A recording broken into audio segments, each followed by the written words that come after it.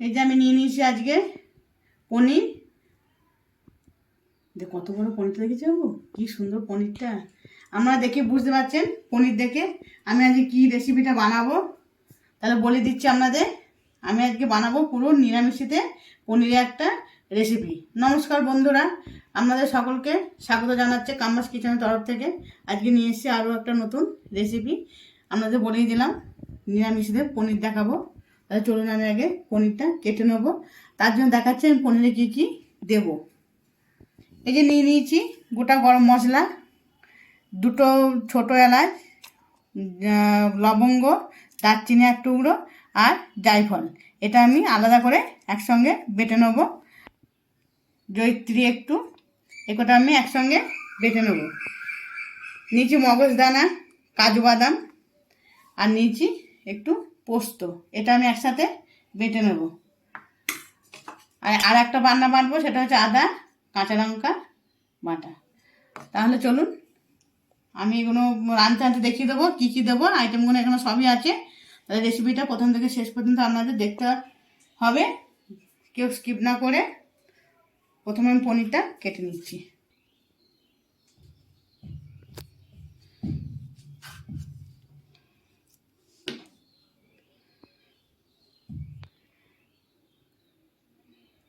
আমি পনিরটা একটু পাতলা করেই কাটবো, কিন্তু এদিকে একটু বড় করে কাটবো, সেই জন্য আমি একটু পাতলা করে কেটে নিচ্ছি।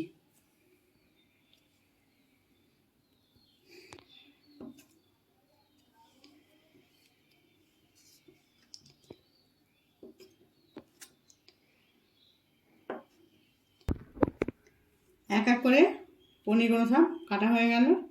এবার আমি বেটে নেবো মশলা। তেল দিয়ে কড়াইটায় বসিয়ে দিয়েছি, তেল গরম হয়ে গেছে। এবার আমি পনিরগুলো অল্প একটু ভেজে নেবো, খুব বেশি না, একদম টপিট করে নেবো। একটু একটু ভেজে নিলে খেতে ভালো লাগে। কেউ যদি মনে করেন না কাঁচাই করবো, একদম ভাজবো না, সেটাও হবে, সেটা করতে পারেন আপনারা, কিন্তু আমি একটু ভেজে নেবো একদম হালকা করে। দেখাচ্ছি আপনাদের।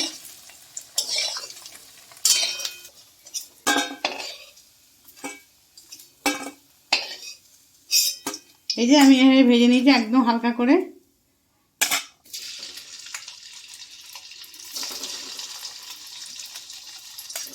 একদম লো ফ্লেমে ভাজতে হবে।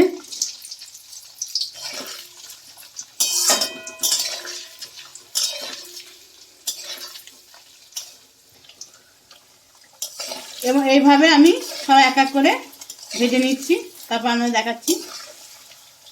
এক এক করে সব পনির আমি ভেজে নিলাম। এবার আমি রান্নাটা শুরু করছি, দেখতে থাকুন ভিডিওটা। মশলাগুলো সব বাটা হয়ে গেছে।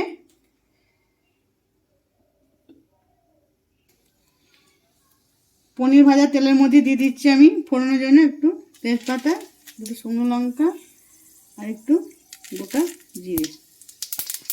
দিয়ে দিচ্ছি আদা কাঁচা লঙ্কা বাটা। দিয়ে দিচ্ছি অল্প একটু হলুদ, কারণ খুব ছেটকাচ্ছে এটা।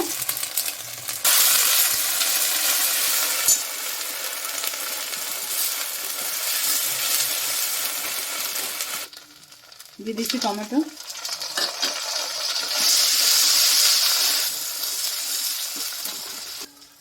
অল্প একটুখানি দিয়ে দিচ্ছি জল।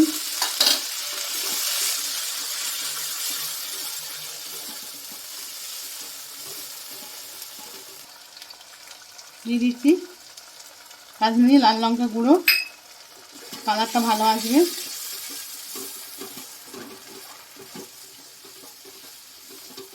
দিয়ে দিচ্ছি কাজু বাদাম, মগজদানা, পোস্ত একসাথে বাটা।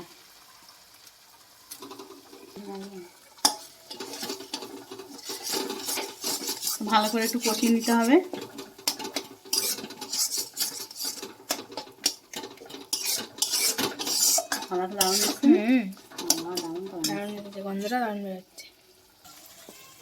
দিয়ে দিচ্ছি ফেটানো টক দই। এটা ভালো করে একটু কষিয়ে নিতে হবে। মশলাটা পুরো আস্তে আস্তে করে, একদম লো ফ্লেমে না, একদম হাই ফ্লেমে নয়, মিডিয়াম ফ্লেমে দিয়ে এটা মশলাটা ভালো করে কষিয়ে নিতে হবে। দিয়ে দিচ্ছি একটু চিনি,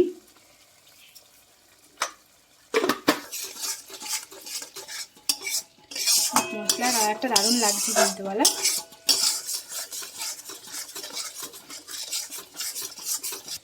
মশলাটা অনেকক্ষণ অল্প আছে কষিয়ে নিতে হবে, তাহলে পুরো তেলটাই হবে ছেড়ে আসবে। কি সুন্দর তেল ছেড়ে দিয়েছে। এবার দিয়ে দিচ্ছি আমি গোটা গরম মশলা, জয়িত্রী আর একটু জায়ফল বেটে রেখেছিলাম, সেটা এর মধ্যে এবার দিয়ে দিচ্ছি।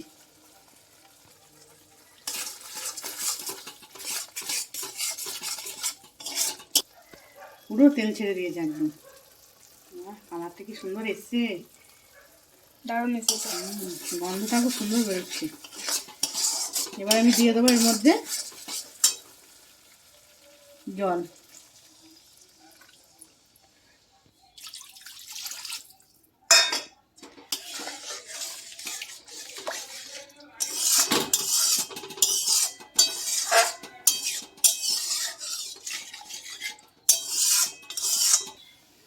গ্রেভিটা খুব ভালো করে ফুটে গেছে দেখুন। এবার আমি দিয়ে দেবো ভেজে রাখা পনির।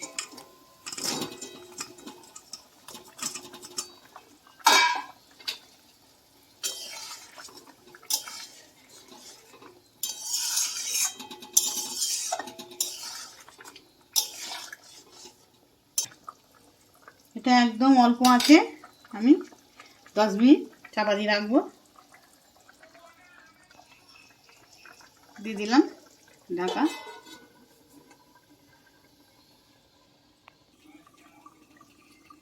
ফিরে এলাম 10 মিনিট।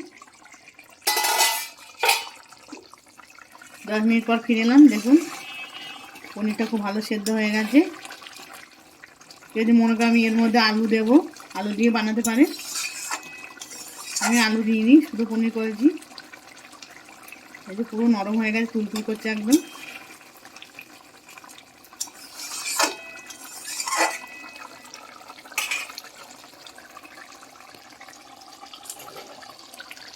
না আবার আগে দিয়ে দিয়েছি ওপর থেকে একটু ঘি।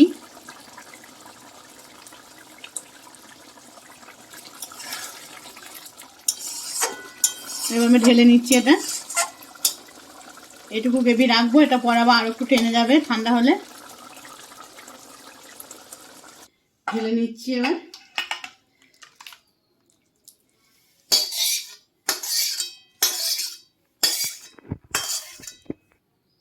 আমার রেসিপিটা আজকে কমপ্লিট হয়ে গেল। রেসিপিটা বাড়িতে বানিয়ে খাওয়ার অনুরোধ রইল। একবার বাড়িতে বানিয়ে খেয়ে দেখবেন। যদি রেসিপিটা বানিয়ে খেয়ে ভালো লেগে থাকে তাহলে আমার চ্যানেলটিকে সাবস্ক্রাইব করে দেবেন। যেসব নতুন বন্ধুরা এখনও চ্যানেলটিকে সাবস্ক্রাইব করেননি তারা ঝটপট সাবস্ক্রাইব করে দেবেন চ্যানেলটিকে। আর লাইক কমেন্ট শেয়ার করতে যেন ভুলবেন না, অবশ্যই করে দেবেন। তাহলে আবার পরবর্তী দিনে অন্য একটা রেসিপির সাথে আপনার সাথে দেখা হচ্ছে।